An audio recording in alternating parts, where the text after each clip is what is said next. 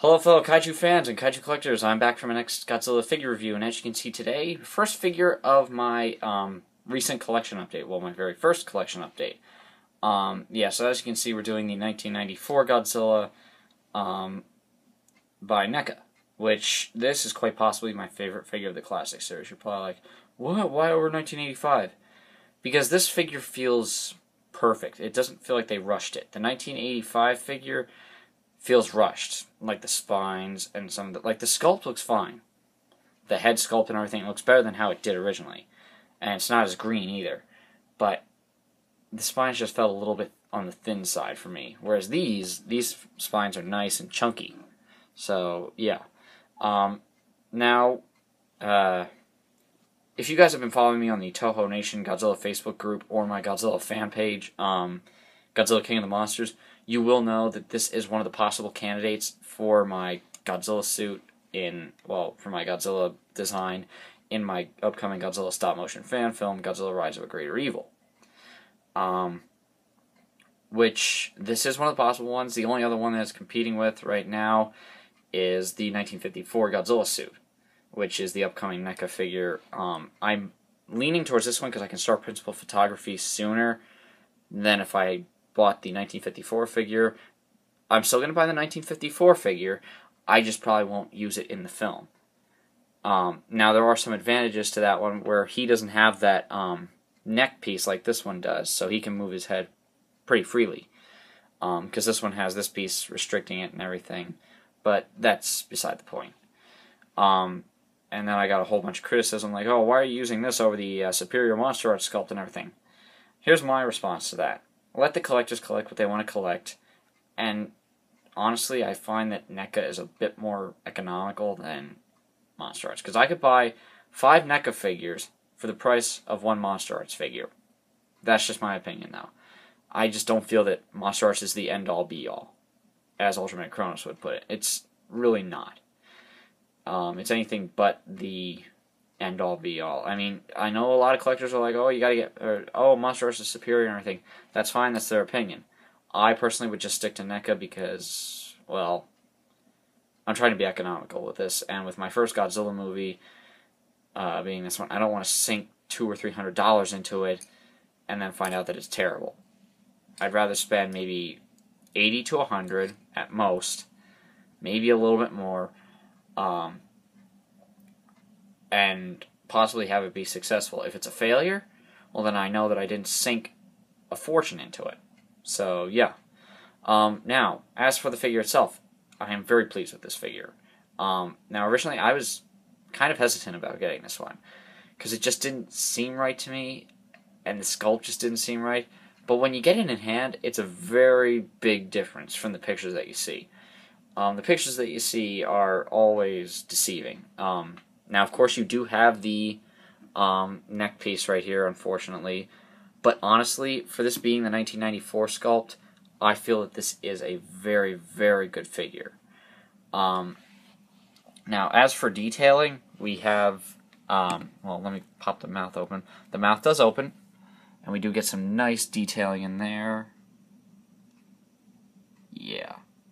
So the detailing in the mouth is very nice. The eyes look great as well. And then when you close the mouth, the claws are like a bluish color, unfortunately. Well, in this light you can't really see it, but yeah, same with the green highlights that are on this figure. Like on the belly and everything, and on the chest, there's supposed to be these green highlights, which you can see if you're up close to it in real life. But on here, the claws look white, well, except for those claws probably. Yeah, those look kind of blue because they are, well, a bluish tint. But and this figure looks gray, and this is honestly probably how it's going to look in the movie if I do decide to use it, because I'll probably have the proper lighting so that it isn't showing the green highlights. So yeah, and then the spines, of course, are nice and chunky as opposed to the 1985 figure, which are thin and everything.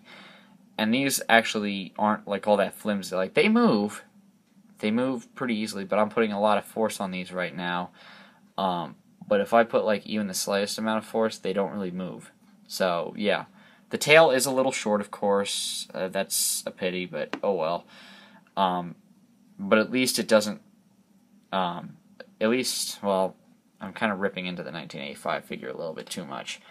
I do like that figure a lot, though. It's a very pleasing 1985 figure for those of us that couldn't afford an X Plus or a Monster Arts. Or no, Memorial Box, not Monster Arts. The feet, you can see some of the green highlights when I focus in on it. Yeah, so I don't know what they were going for here. I don't remember in Godzilla vs. Space Godzilla them having him having the green highlights, unless I'm mistaken, but then again, it has been a long time since I watched that movie. But the Deadzilla commented on this. He said that Godzilla feels like he's more on the thin side. Honestly, I feel like that too, because the Heisei Godzilla was not all that thin, but he wasn't like super fat either. He was a little bit in between. For some reason, the bicep joints on mine are a little bit loose. Hang on, let me see if the other one's the same way. No, this one isn't loose. So it's just this one is a little loose. I hope that this doesn't pop out, because if it does, I'm going to be really mad. But this was the last one at FYE when I went there the other day. Well, yesterday when I uploaded the update. Or no, today I uploaded it, but yesterday was when I went to the FYE. But, yeah, so the paint job is very nice. I like the paint job on it and everything. Sculpt is very good as well, except for that little neck piece right there. I think they could have done something about that, but oh well. Now, articulation. This guy is pretty much packed full of articulation. He's got the swivel in the head, which doesn't really swivel that much. You can't really move it that much without having to move the neck piece, unfortunately.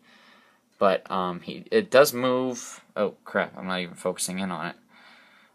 Yeah, it does move a little bit, not much, and most of it's in the upper waist movement. But then we've got the mouth opens and closes. Mine's a little stiff. I'm sure when I make my stop motion movie, if I use this Godzilla, it will hopefully have less. It'll hopefully loosen up. The arms do rotate 360. If you wanted to move it like that. The bicep right here rotates. Hang on. Yeah. The bicep rotates. I think. Yeah. Just barely. It only moves like a little bit, but oh well. And then you have the elbow, or it does bend at the elbows. If I can bend them. You know what, whatever. And then the hands do rotate. Yeah, I keep moving up and down and everything with this camera. Sorry, it's a little shaky. I don't have a tripod yet. And then the hands open and close, which is really cool. I really like this feature, which is why I'm thinking of using this Godzilla or 1954, because you can move the fingers, which is good for like when he's grappling onto buildings and everything. So, yeah. And then the other arm, same for that, except that this bicep is a little bit more loose than the other one, so it does rotate right there. It moves in and out, not up and down or anything. But same movements. He does have movement in the thighs, or in the legs, I should say, just barely, but still moves. And then the knees bend. I'm not going to bend them right now because they're a little stiff, and I can't exactly do that one-handed. And then the feet do rotate and move up and down. And then you have joints at the tail, which consist of, I believe, here. Where's the other joint? I know that there... here. Let me see if I can focus this in. If I can brighten this a little bit. There we go. Yeah, so he's got a joint right here, here, here, and then that leads down into the rubber wire tail, which I would not recommend bending the rubber wire tails on these figures, because unless you want to be downing the money for another 1994 or 84 figure, or even any NECA figure of Godzilla, I would not recommend turning the tails, or bending the rubber wire tails extensively. Hence the reason why I'm not going to use very much of it like I'm not really going to use the tail very much in stop motion, and if I do, it's going to be in live action where you can just see the tail just hit something. It's not going to be bending the tail or anything very much because I don't want to break it. So yeah.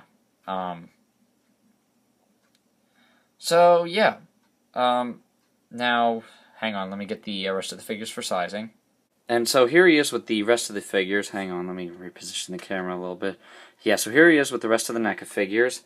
So here we have the NECA 1984, which the review for that will be coming very soon. And then we have the NECA 2014 Godzilla, 94 of course, and then a Bandai Creation 1995 Godzilla. And all these are pretty much the same height. 2014 I would have expected to be a little bit taller because he is in the movie supposed to be bigger than this Godzilla, so he should be like up to here, I think. So yeah, but no big deal with that one. And then 1984, I can't remember the sizing for him, but 94 and 95, I believe, are around the same height. Alrighty, so paint job on this guy is very good. I'm just going to wrap this all up here. Paint job on this guy is very good for a figure made by NECA. Sizing is decent with the other figures. I don't know how well he scales up with the Monster Arts figures if you wanted to use a Monster Arts. The articulation is very good, very decent for a stop-motion fan film if you wanted to make one. And detailing looks fantastic for this figure. I would highly recommend this figure to any person that either doesn't want to pay the money for a Monster Arts or just wants to have a 1994 Godzilla from NECA. This is probably, well, this is in my opinion the best of the classic series so far. I hope we get more classic series figures like the 64, 74, maybe the 2002 and 2003 Godzilla suits. What else? The 68 Godzilla suit. I honestly hope that NECA keeps making these classic line figures. I mean, we just got the 95 Godzilla, which was essentially the same sculpt as this, but just with the orange highlights. And I hope they make some Godzilla's foes, too, like maybe Ghidorah, Mechagodzilla, Mothra, even though I don't know how that would work, at least trying to make her fly. They'd probably have to do like one of those Monster Arts-esque clear stands like they do for the Atomic Breath. I am going to try to pick up the effects pack so I can get the buildings for the stop-motion movie, which is probably going to be about another $30 or $40. I'm going to have to order probably 2 of those, so that's about $80. So the effects packs, from what I've heard, will go very good with this figure because it is essentially a Monster Arts figure just made by a different company and minus some of the sculpting and articulation. So yeah, so all in all, I'm going to give this figure a 4 out of 5 for its rating.